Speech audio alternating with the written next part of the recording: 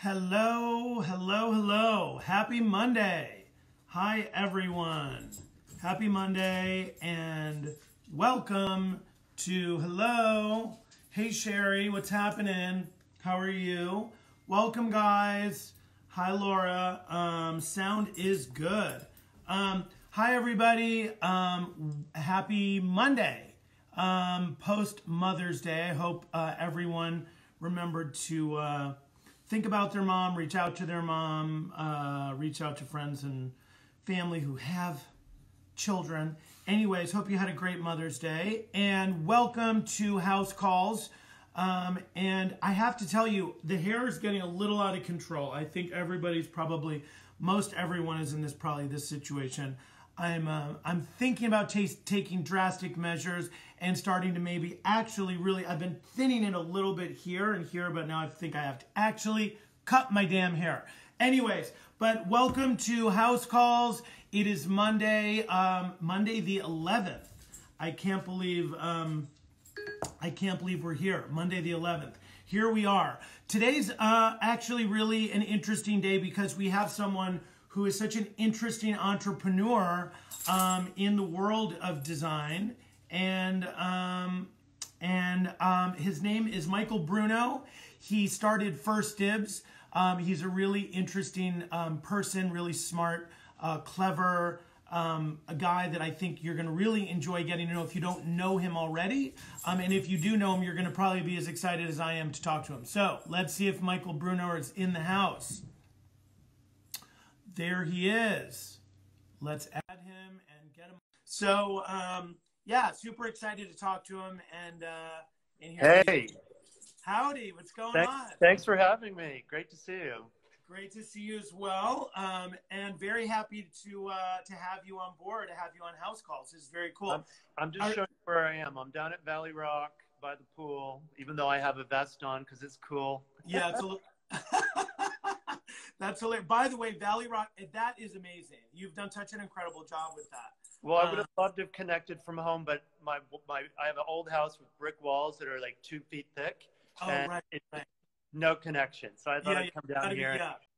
That's hilarious. That's so funny. Well, that's like that's like the silver lining in having one of those great old houses. But before we go into that, let me just first of all, I just want to let everyone know where you are and kind of like in the world because so explain to everyone where you are, just so that they understand, you know, where you are, because people are coming in from all over. Sure. I'll try not to tell you my life story because I have a tendency to go on. But I love that, by the way. That's a good thing. A few years ago, about 8.5 years ago, I ended up moving upstate New York, lower Hudson Valley. I was living in the Hamptons and in the city, and I'd never even been across the George Washington Bridge. And I thought, I hear all about upstate. I want to go look at it. So I went to Tuxedo Park, which isn't very far upstate. Yeah, so close. I looked at houses, and the houses there are insane. I mean, it was February. Yeah, it was a gray, ugly day, and I couldn't resist. And I bought this great old house. In the first, I went one day. I brought Windsor Smith with me. We went back a couple of days later, and I said, Windsor, what do you think? And she says, just buy it. And I go, all right, Windsor, you're going to be blamed for this forever. So anyway, a few years into being in that area, the amenities in the community weren't so great. We needed some more things to do, places to see. Oh wait, now hold on. Before you go into that, so I want to explain to everyone. Tuxedo Park is an area that's about 45 minutes north of New York City. It was sort of developed in the late 1800s as kind of like a private sort of club and like maybe fishing, hunting kind of operation. That's right. It's very European sort of inspired. There's a lot of really great, amazing old sort of, I guess they were considered maybe cottages, but they're like these kind of magnificent homes. And over the years, there's been sort of different times of development. And I think it sort of waned off in terms of its popularity. I had very good friends that lived there on the weekends for many years. So I know it very well and have been to the club and all of that. It's a really interesting sort of one of the first gated communities in the US or ever maybe. Anyways, and so Michael has an incredible home there. You may have seen it published in different magazines, but now there's also a town that's very close to this sort of community that I think Michael's about to talk about in terms of it wasn't really up to the level of the community. Those are excellent cliff notes. I mean, you got and it's true. Tuxedo did have, it's had its ups and downs, and right now it's on an up. Yeah. Just because of its proximity to the city's been, even before the recent events. Right. But anyone who loves old houses, it's like an old house, almost like, museum park. I mean, because you can't turn these great old houses into anything commercial. They have to stay residential. And there's multiple 25 and 30,000 square foot homes that are still residences. In Newport, Rhode Island, those would be museums now. So it's kind of unusual in that it stayed a residential community. It's quite quiet and very pristine. And, we're surrounded by 70,000 acres of Forever Wild parkland, which the same town where our little inn is has the same, same benefit of all this great parkland. Right. So I kept driving through the little town right before Tuxedo called Sloatsburg.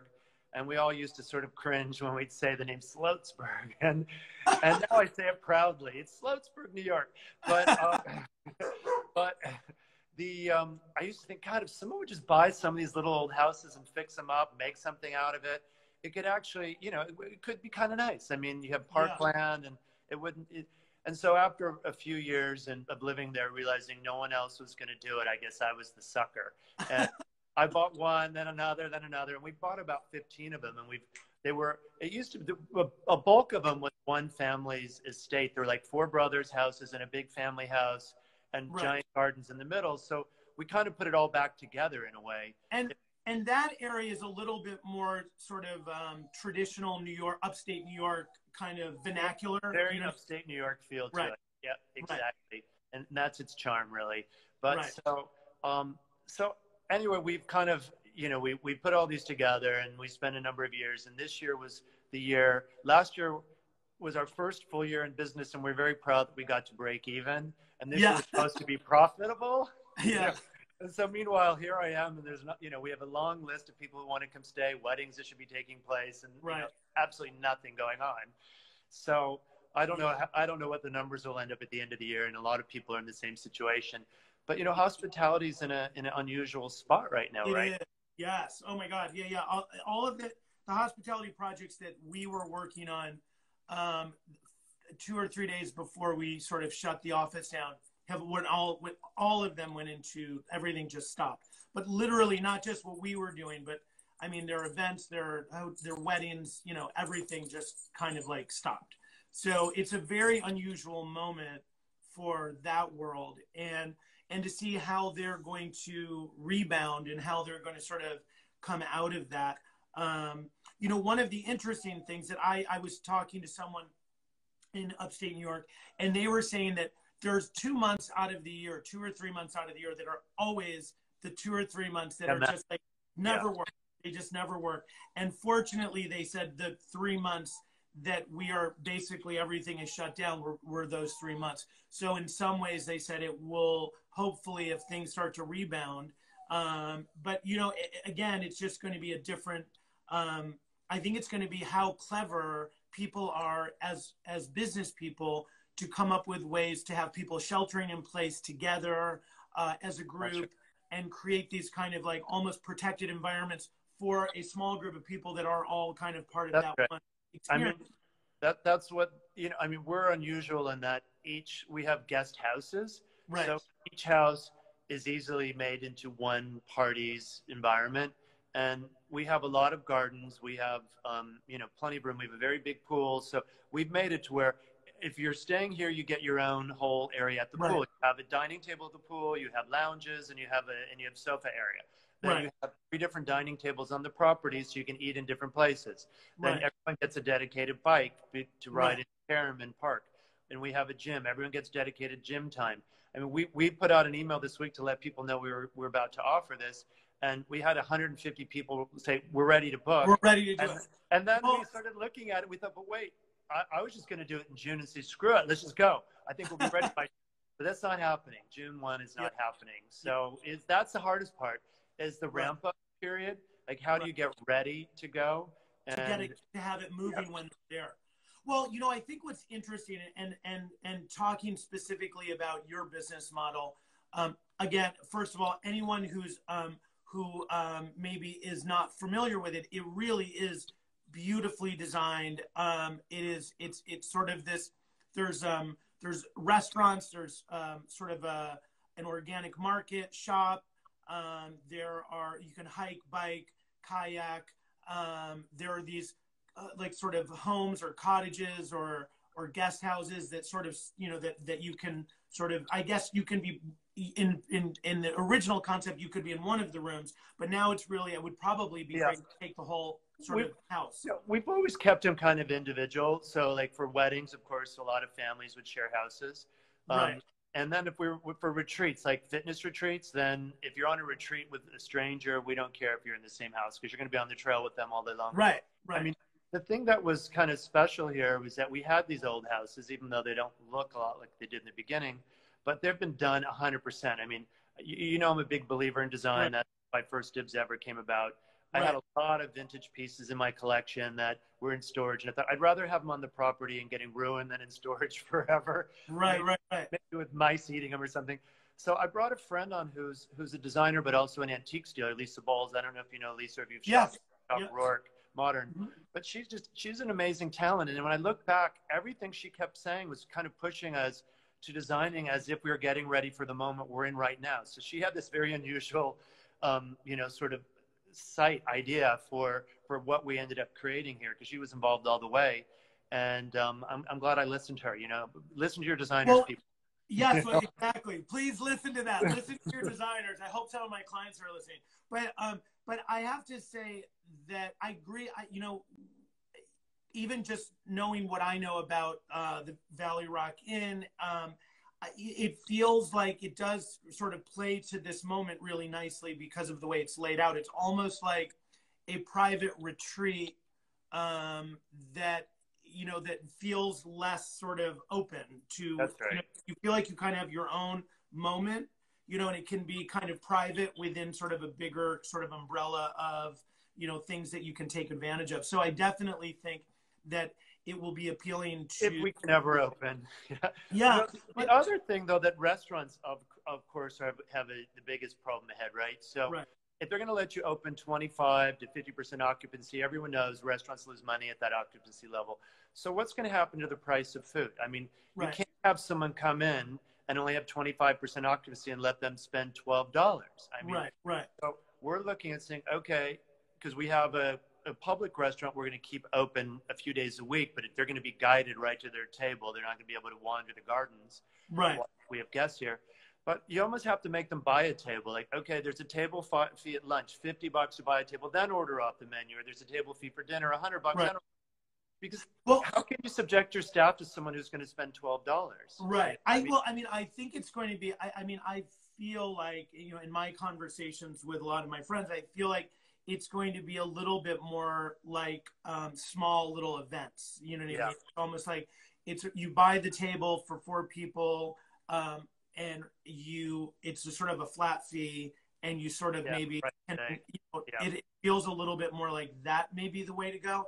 And I do think that people are going to be very excited about the idea of just being in a different environment, being out, having some, sense of being in sort of that kind of environment, that I think even it being a little bit different and not it being sort of a la carte where you're ordering everything, and you might be able to sort of change things up a little bit or move things around. I think the public's going to have to, be ready for that and be supportive of it. People have gotten used to cooking at home.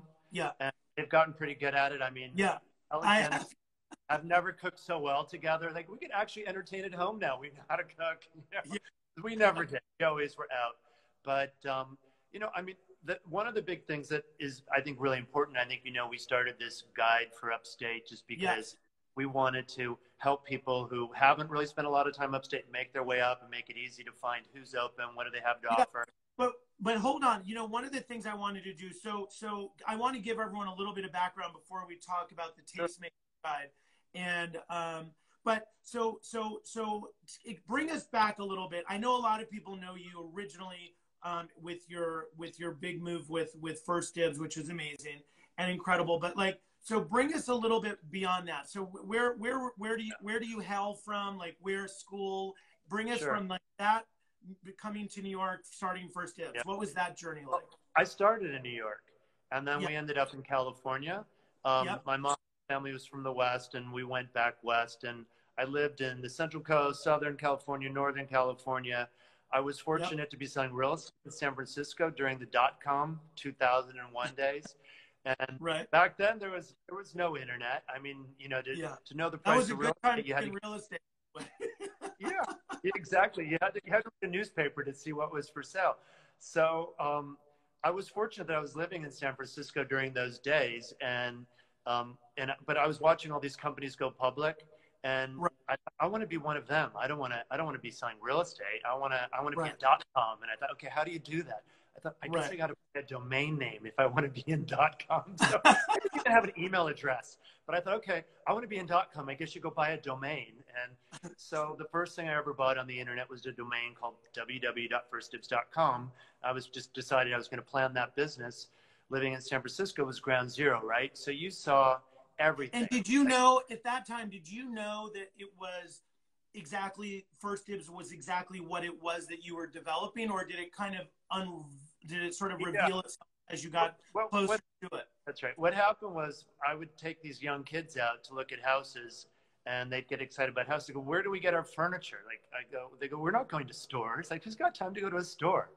And so I thought, okay, well, that works for me. That's going to be my .com. I'm just going to do the same exact thing that was the multiple listing service for real estate, where you could search by town, search by number of bedrooms, whatever. And I'll just take antiques, and I'll just make a database that works the same way. And then they can search for shops using that kind of system.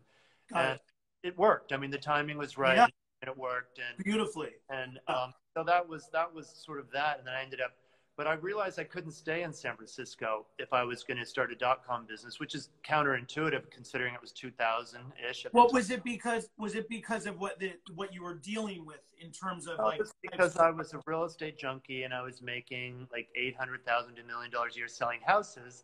And how can you quit that to do a different business? It'd be too tempting. It's like, I'm in my 20s making a lot of money. There's no way I was going to stop, right? And I thought, okay, well, I'll just move to Paris and start an internet business. Even though in France they didn't really have the internet. I was going to say they were still sort of getting it together. Yeah, people had the fax machines and they had the swipers for the credit cards and dim lighting office. But I knew good stuff came from Paris, but it was better than I'd never even been to the flea market. And the first time I went there, I was like, my eyes like, whoa! I mean, I was in love. And I thought, okay, I can put this thing on the internet. And, you know, it sounds fun and easy. It was a few hard years to make it work. But then I decided to come back to New York. And we launched First Dibs in the U.S. in the Hamptons because I had a house up there, spent the summer. And we had antique dealers that never used a computer. And we would have them come over and learn how to use their computer. And we'd set them up in their store, build their websites. It was really early days. Right, You know, that project, you know, is a fun piece of my past, never to be relived, like all of us. Right. You know, and so if I had to look forward, saying I own a hotel in the middle of a pandemic, living in upstate New York, you know, no, I was supposed to be on the coast in Italy somewhere, which could be just as bad, but you know. That's hilarious. Well, you know, so when you think about what, you know, what you sort of were doing with, you know, with First Dibs at that time, coming from real estate, then sort of seeing this need with young people that were buying these homes, but they really didn't know how to sort of curate the things that they needed to sort of make them feel like not just a house, but a home, something that had the sort of a sensibility and their personality. So you sort of developed that. You saw a need. You wanted to do this .com. It was a huge success. And now here you are. Do you see that platform was, you know, is sort of similar to sort of where you are now? Like, are you using a similar kind of connection with the world around you to sort of do what you're doing now? Is this something that you see as a need? Well, you know what? I feel like curation, and the word is, you know, grossly overused, but curation is an important process to make information a little more interesting. So I've wanted to do this for 10 years just because, like, think about how much you travel and all the places you've been and your taste level and what you enjoy. And you've refined yourself over many years because you have clients have big budgets and you're finding beautiful things and you educate Right. yourself and you make sure you're finding them the best. And along the way, you might travel and go to a great hotel or a restaurant or a museum. And so we always had the idea, like, let's take our design industry, the tastemakers of the world who have the exposure and have the information, and let's pull together their information and put it in one place. And basically, the tastemakers is that. I mean, the most of the places we have on there were picked out by people in the design industry. We had a high focus on showing who picked what when we first initially launched. Right. We're putting that back, but we kind of moved into an emergency mode to say, okay, more important than we have to connect the businesses with the way to share their status. Like, some places aren't going to make it, and people want to know, leave your house and you plan a trip. You kind of right now want to know, like, is there a cool design shop? Is there a good restaurant? Am I comfortable to stay there? Are they open? And so this kind of makes it easy. And our goal one day would, my dream would be to, first of all, I'd love to do Finger Lakes. If there's any way you could, send us some places that we should know about up there, because I think upstate New York is unique in America. It reminds me more of when I would travel the European countryside and you drive from little town to little town, there'd be a design shop, there'd be a cool little hotel, restaurant. I don't know where else that exists like that in America. Like, you have Napa Valley, Sonoma Valley, but that's all concentrated in one place. One place, right? Yeah. Take upstate New York, it's massive, and you'll drive some shit, and then you get your cute little town, and then there's a beautiful mountain range, and then there's a great restaurant in it. You have a hotel that. And there's so many different regions that have such a different topography, such a different, like, sort of.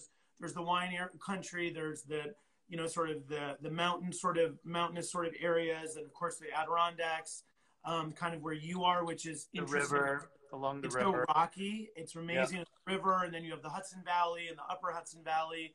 I mean, it really is just 1,000 islands, which is pretty incredible. But it's I think very few people even know it exists, unfortunately.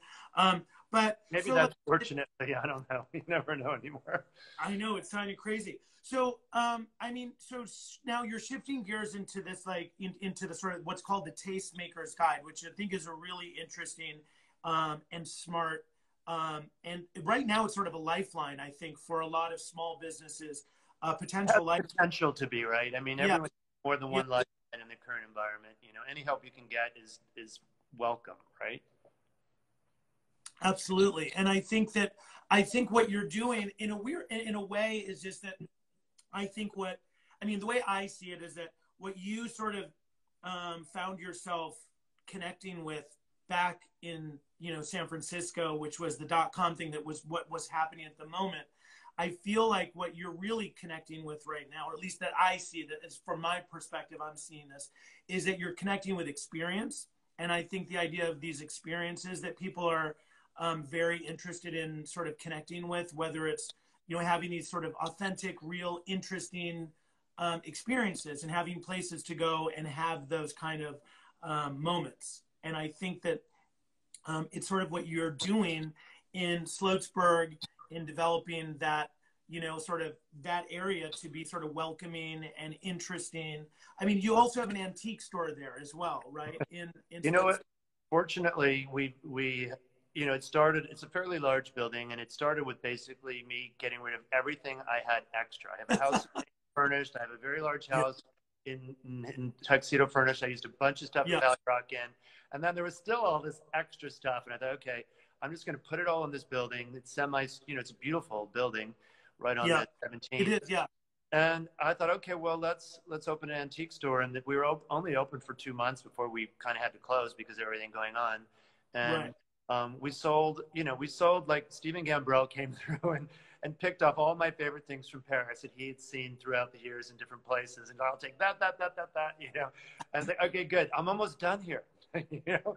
So at this point, it's like I'd be kind of happy to finish selling off everything else, and it's a tough business. People in that business, it's a lot of work. I'm a better buyer than a seller. That's the reason I buy something for $5,000 to sell it for $3,000. I'm a terrible antique dealer. I much prefer buying. That is not the business model. Way more fun to buy. But but the idea of, as you're saying, experiences, we wanted to make it where people who have, you only have so much time. So if you're going to dart out into the middle of the upstate New York region, it'd be kind of nice to have a little bit of an idea of some of the places you're going to go to. And we give you some pretty good information about them and a lot of images. And you can easily just save them and maps them, and it makes just a plan, and then you can just easily go. So our goal right now is to encourage people to, if they're coming from, I mean, if you're not from New York, you know, you probably don't want us to come there wherever you are, because a lot of people look at New York as like we're the Wuhan of America, right? So, you know, I don't know how appealing New York is to people to come visit this summer. We'll see. But we've got millions of people in New York City that need to get out and in the tri-state area.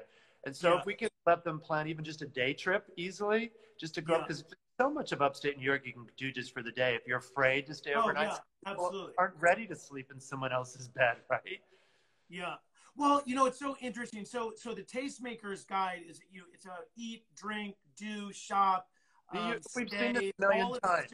This isn't anything new. Yeah, I get it. But I just wanted everyone to understand exactly kind of how it sort of penetrates all of these different things that you can be doing there, eating when you're there, shopping when you're there, seeing when you're there, hiking, biking, kayaking, and all of those kinds of things.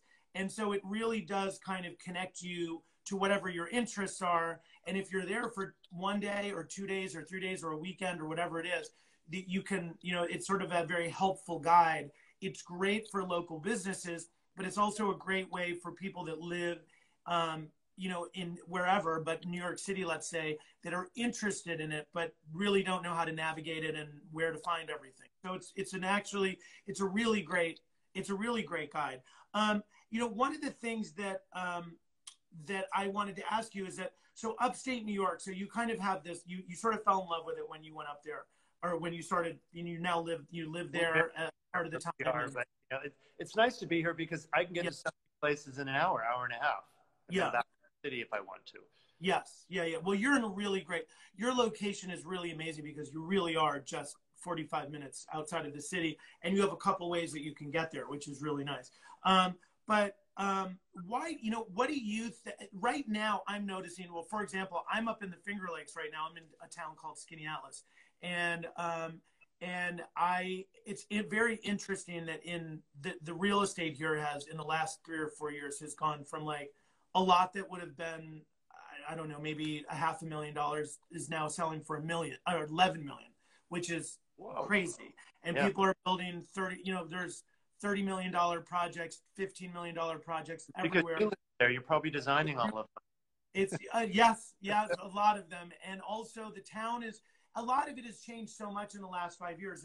But interestingly, this is not a New York City economy, which is, I think, one of the things that I love about it is that New Yorkers are unnecessary. We're just like, kind of like, it's kind of fun to have us, but we are completely unnecessary. Whereas in a lot of other places, New Yorkers become the driving economic force. One of the things I wanted to ask you is, why do you think that like the realtors in this town, I was talking to one of them the other day, and she was saying that she has so many people from New York City calling about rentals, about looking at houses to buy, and so on and so forth. But the thing is that why do you think, and I would imagine you might have a good take on this, that young people, the sort of the next buying power of people that are looking to sort of buy their first or maybe their second home outside of the city are more interested in upstate New York, it seems, than anywhere? That seems like the hot air, like whether you can sort of choose your pocket, but why do you think that is? Well, I mean, there's a whole different economic scenario available to them other than the one you just described. Right. They can go find an amazing little old inn for $250,000, $300,000 and turn it into something. And they can also know that down the road, there's another cool young person who's opened another shop. And, you know, so you can't, sometimes there's one business standing alone in the middle of nowhere is very successful, but that's rare. But if you get a handful of them scattered around, like Livingston Manor area, you know, it takes off. And then it's becomes less affordable as it becomes more successful. But upstate is dotted with so many places that are still very reasonable. So I think it gives people a chance to escape their job in the city, and they've been doing this for a few years where the cost of everything is so high, move upstate, create a business, and have the ability to attract people from New York. And at the same time, if New Yorkers are interested, then people around the world were coming.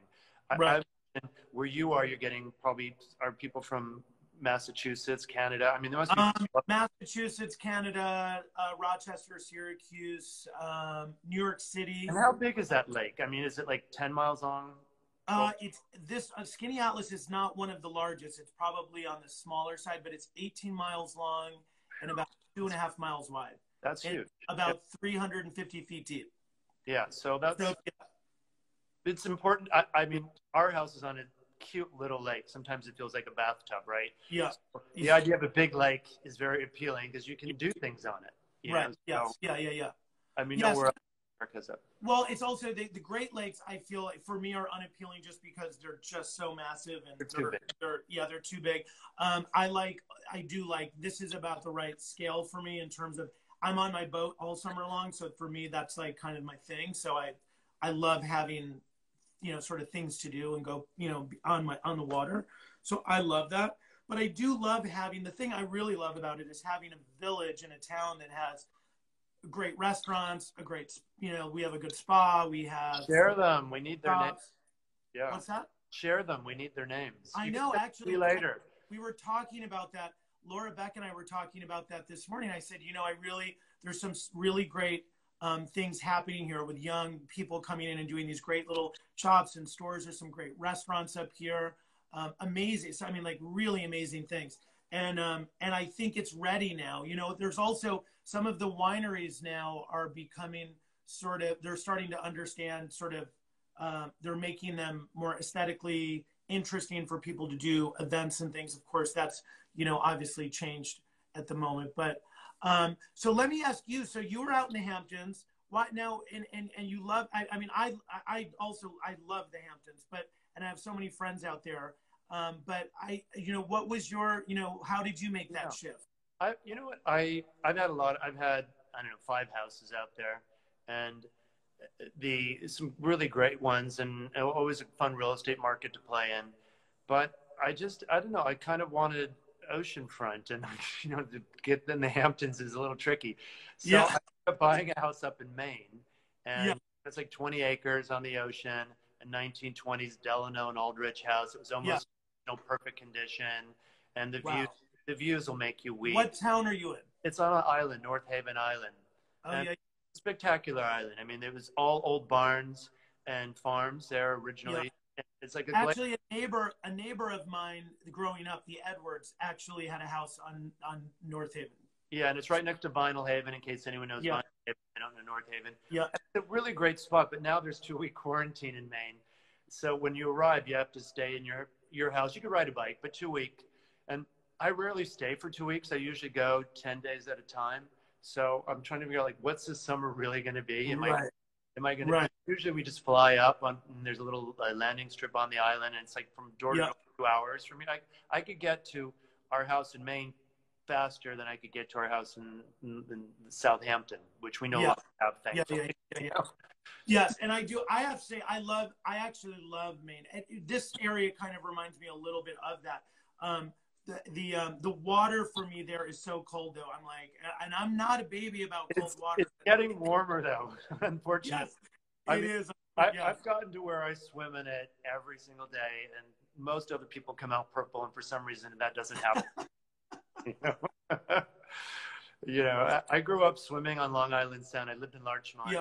We were on swim team, and we had to swim between 2 floats in the Sound in that dark, murky water. Yeah, exactly. So I'm kind of not afraid of much when it comes to water from having You've been trained. So I would describe you as like some kind of an amazing entrepreneur. And you're doing all of these sort of different and interesting things that, would you say, what is the common thread of inspiration that sort of connects all of these things that you do or that you love or that you feel passionate about? It's called make work. If I had, devil's hands, as they say, idle hands, the devil's workshop. So no, I mean, design is always an element of everything. Right. I mean, I wanted to do internet when I was doing real estate, just because it seemed like, wow, that's where the money is. That's the future. I want to do that. And so that was a fun experience, just to like go try something. But I love old things. I love old houses. I love old furniture. So, I did internet, but I incorporated old stuff into it.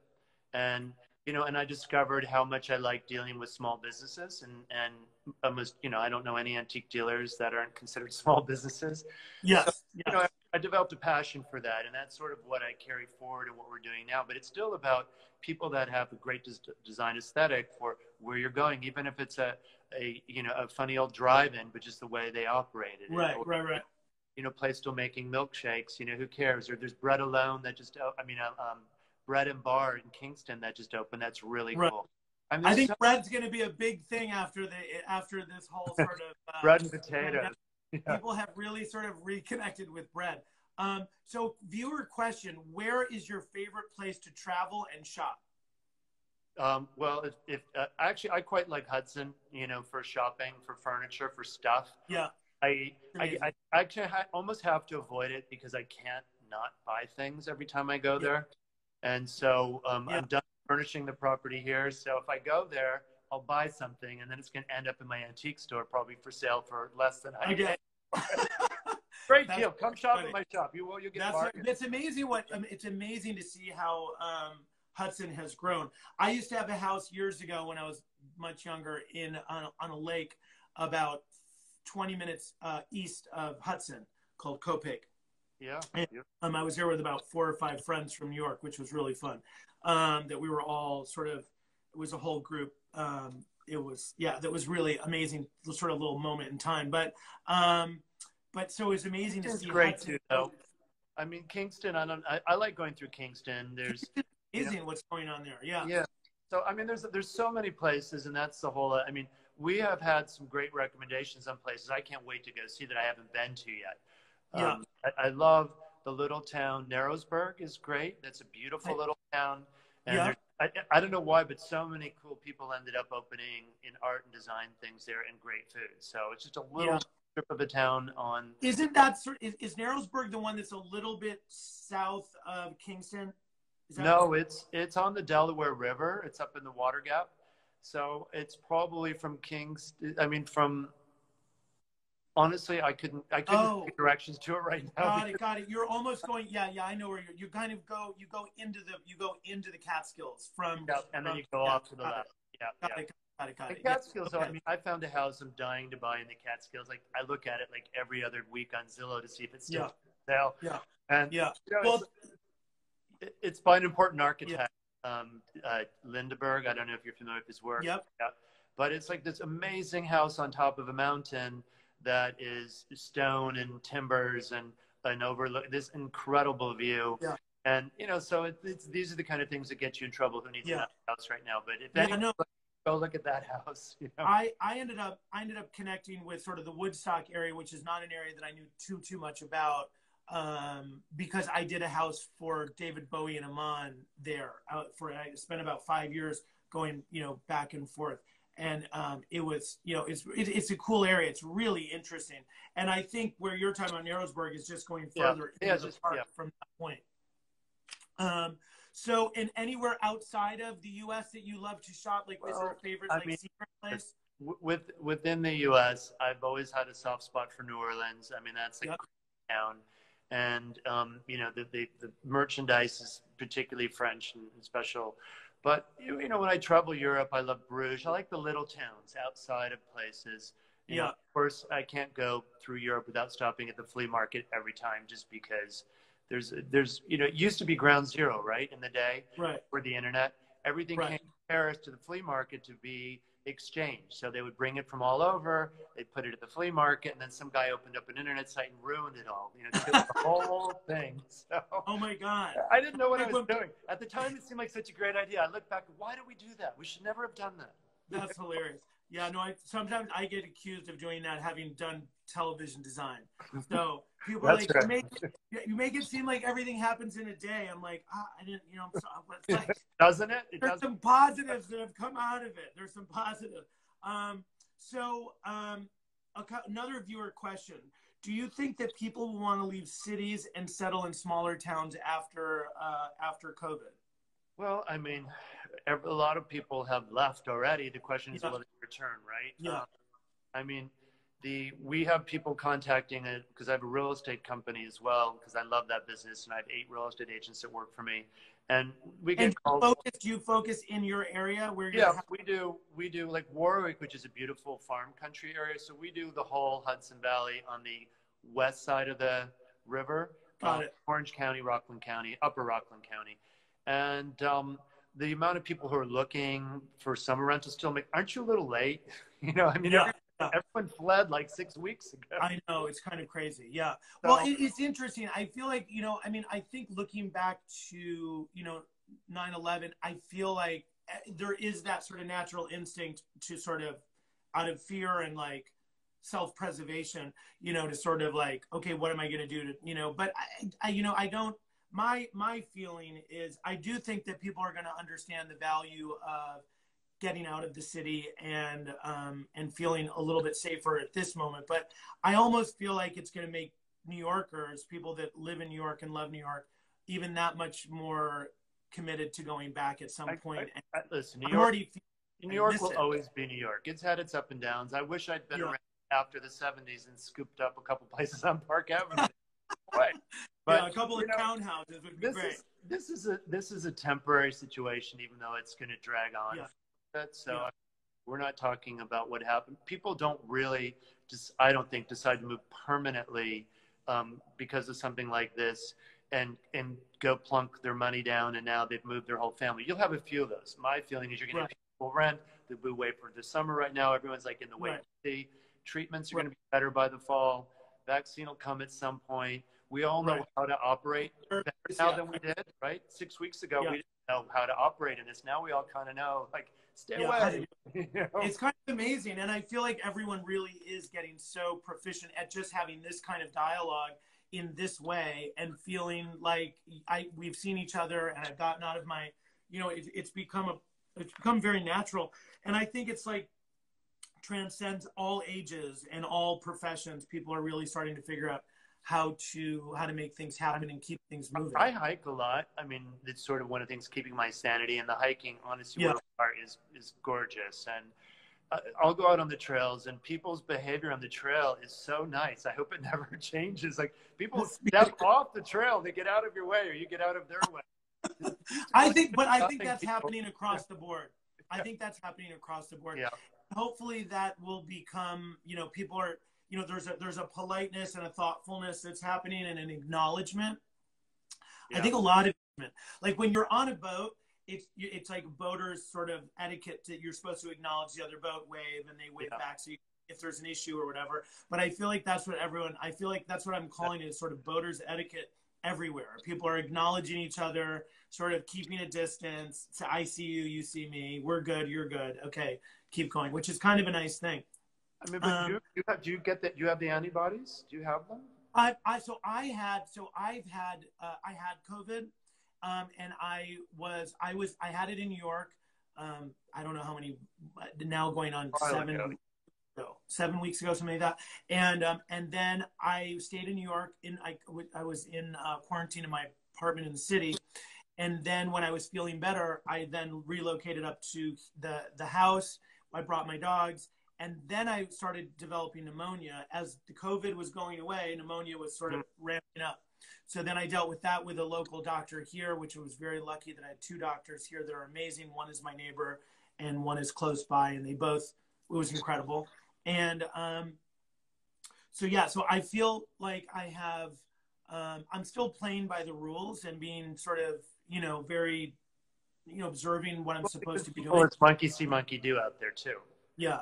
And I definitely feel like I have a little bit of a, I have quite a few friends that have been through this and have the antibodies. Start to reach a point where you begin to get a little jealous, Yes, I know.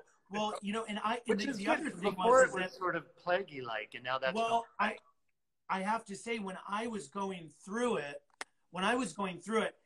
the reports were, as it was being reported at that time, was that if you didn't have, an underlying sort of medical condition, and if you weren't of an advanced age, it was really just like you had to just kind of get through it. So I went through it with that sort of mindset. It was about when I was just kind of coming off of the pneumonia that it started to become something, there was more information and they were, you know, it got even scarier and scarier. So I really feel like, you know, because you're by yourself. I mean, there's nobody coming around to help you. You're like, yeah, no way. like, hey, could you come over? So, and when I was here in Skinny Alice, all of my friends and people that I know here were dropping food off at my house and like scurrying back to their car and driving down my driveway. So, which was amazing. I mean, I can't tell you because it was super, super helpful. And I had doctors that were doing this kind of thing with me and diagnosing me over the phone and sending antibiotics and things to my house. So I was very, very lucky. And I'm more scared thinking about it in retrospect than I was at the time. Yeah. Because it's scary because if it went to that next level, I don't know exactly how it would have dealt with that. You know, one of the interesting things that I read, I was reading your AD Pro, and I love AD Pro. I think it's great. And I actually was reading your article in AD Pro, and I loved what you were talking about in terms of how you reconnected with your house, because it's so fun. It's exactly what I was saying. It was like, I didn't know where anything, like if someone said to me, Thom, do you have a blender? I would have been like, I'm somewhere. I mean, I just didn't know where anything was. So it literally was, I've reconnected with my house through actually physically reconnecting with it and not having, you know, having things happen that I didn't know were happening or that needed to happen and I wasn't there when it happened. So it's been a really interesting thing. How did that work for you? Well, you know, because we have an organic market on our property, which has stayed open through all of this, and is, you know, a lot of people tell us it's been a lifeline, and we very quickly built an online platform so you could shop it online, and we were very, I don't know, we were earlier than most people becoming very strict. Like we closed the market, no one could come inside. You had to pick up at the curb, order it online, or we would deliver.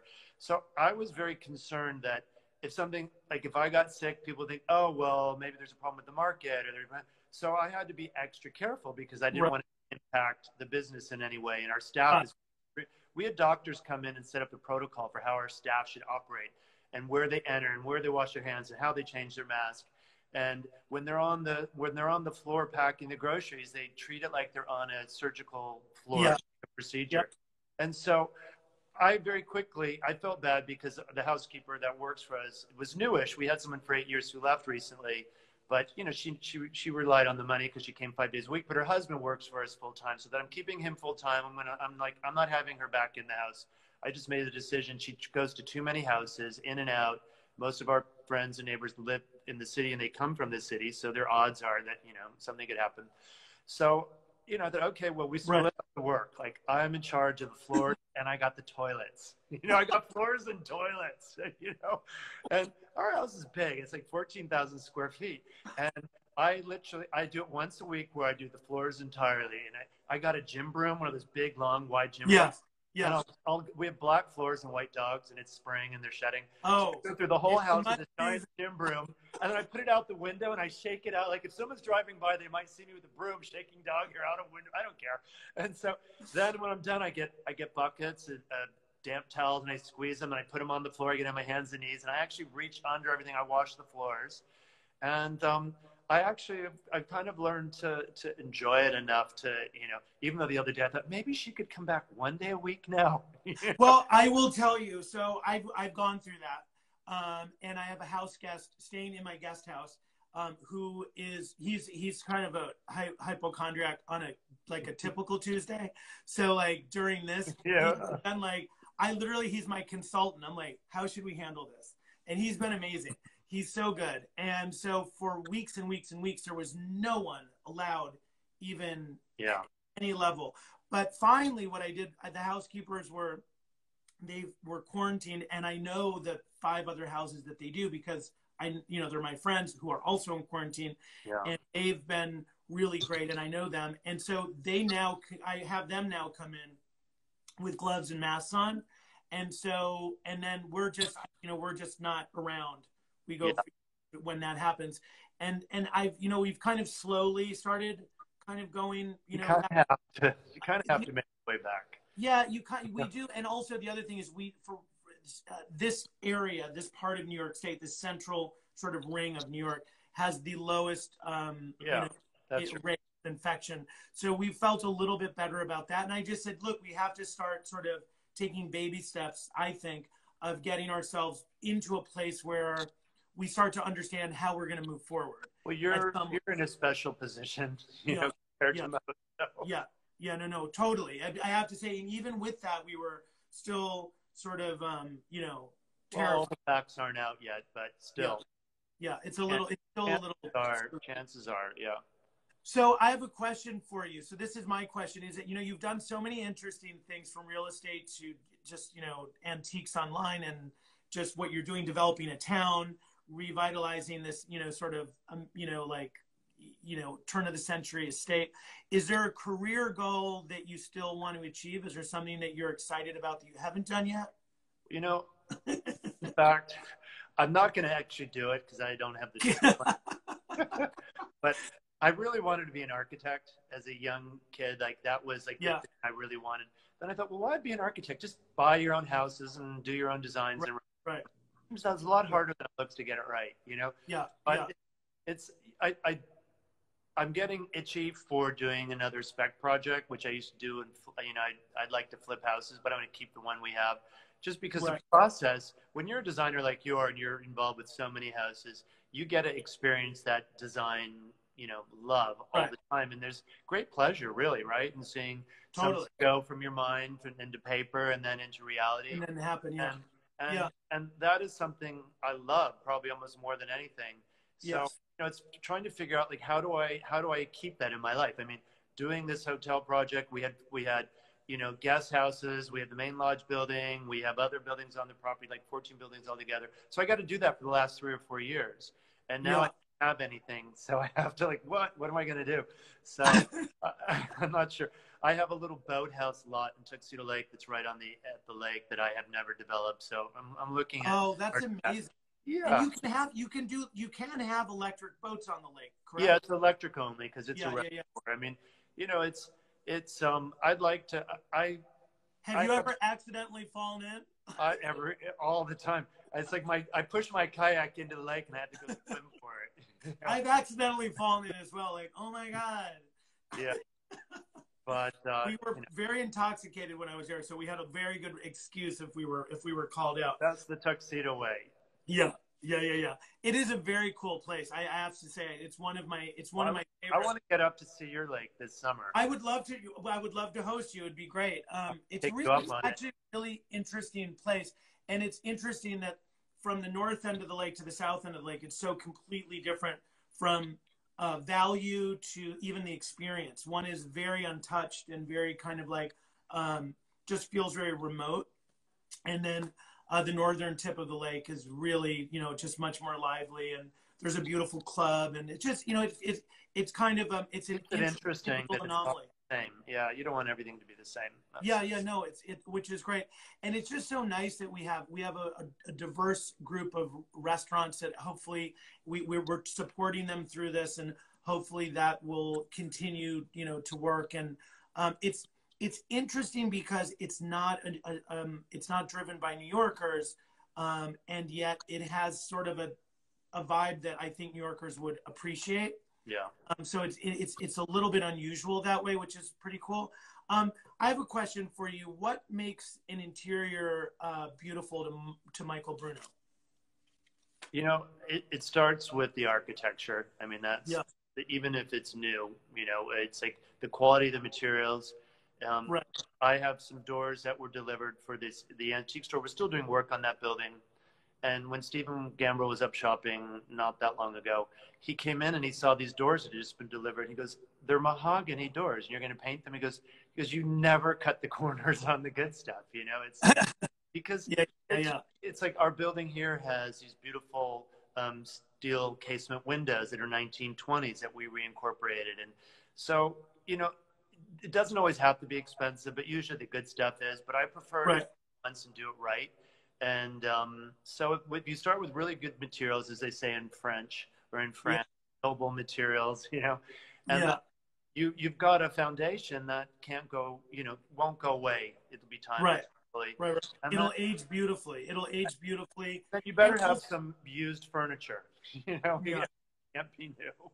Well, as Albert Hadley always would say, you have to start with a hammer and nails and then sort of think about decorating. And I think that's very true. I mean, I always, you know, it's like there's the, you know, the sort of, we've all heard it a million times, you know, start with the bones and sort of get that right. But also, I also think it's really great when you can let the bones or the architecture sort of be seen and have a voice and not have the interior sort of, you know, to have them complement one another, but not have them sort of overshadow one another. I love that. And I think that, well, you know, when you have a property in this, and you've done a lot of these for clients, but you know, I imagine they bring you back in often to freshen things up, because any kind of hospitality environment gets a beating. And the thing that I didn't realize was how often you're moving furniture. And that is one thing that has just become such. And how often you're cleaning it. You're cleaning it. Moving cleaning it all the time. Cleaning is actually, I find that cleaning in the hotels that we've worked on, cleaning and the movement of furniture in sort of the restaurant or in the areas where it's constant and tables are getting pushed over and moved and chairs are getting stacked, put on golf carts, moved around. I mean, it's just, it goes. And then how do you get back where it goes to look right again? Right. I mean, I'm sitting here looking because I'm showing up any minute because we're about to do another furniture move. But this is all about sort of reduction of furniture. We're paring back. Lisa had left it really sparse and beautiful the way it should be. And then as we got really busy and I got greedy, we started packing furniture and more stuff in. And now we can't do that. So I'm going to pare it back to how it's supposed to be. She'll be very happy. And then, you know, then I'll have some more things to sell. But then I won't sell them because what if I need them back? I don't know. Yeah, that's hilarious. You're like, yeah, that's so funny. You're probably, yes, you're a great shopper, but not a great sort of. I'm not a good seller. Dealer. I'm a good buyer. Yeah. You want to keep it just in case. So let me ask you. So this will probably be my last question because they kick us off in about 2 minutes. If you could have cocktails with anyone, past or alive, who would it be? Cocktails, past or alive? Yeah. Well, since I haven't had that pleasure with you yet, I would pick you. Well, thank you. I would love that. That would be a lot of fun. And by the way, based on the amount that I'm drinking during COVID, I could be past or alive. I actually developed a 3:30 cocktail hour because I'd have to get on Skype with people and do some work. And I thought, okay, if we do cocktails at 3:30, I can be done with them by 5:30, and then we go into dinner. So Alexander won't drink earlier in the day, and I just found like it was more pleasurable. I prefer to drink when it's daylight than when it's dark. And so by dinner, I move out of cocktail hour into making dinner hour. And then he has to drink alone because I won't keep drinking until the night is gone unless I show up at a neighbor's house and they pour amazing white wine and I get hammered, which happened a couple days ago. Well, so I was going to say, that for a while. It can happen if you have your. I can't thank you enough for having me. I think this whole IG Live is an amazing thing, and you've really taken advantage of it. I call it micromedia, and it adds up, and it's an incredible thing, and it's a nice focus. And I was thrilled to have the chance to join you today. Well, thank you. First of all, you're amazing. You're an amazing person and friend to the design world because all of the interesting and dynamic and cool things that you do and that you've done and that you're doing. So kudos to you. I'm Thank so you. excited about the Valley Rock Inn and Mountain Club is so cool. And I'm going to contact you about the Tastemakers Guide and maybe some things that I think you'll be really interested I would love to have that area on the map. So I just want to thank you so much for being a part of my afternoon, a part of House Calls, and thank you everybody for joining us. Thank you, It was everybody. really great. Have a great afternoon. It was really awesome. Tomorrow we have tomorrow at 1 o'clock we'll be back with Jeffrey Allen Marks. I love Jeffrey. Say hi for me. I will, and he's a dad now. So I'm excited to hear how that's going. Okay, take care. Bye. Great to see you. Talk to you soon. Take care. Bye now. Bye, everybody. Thanks.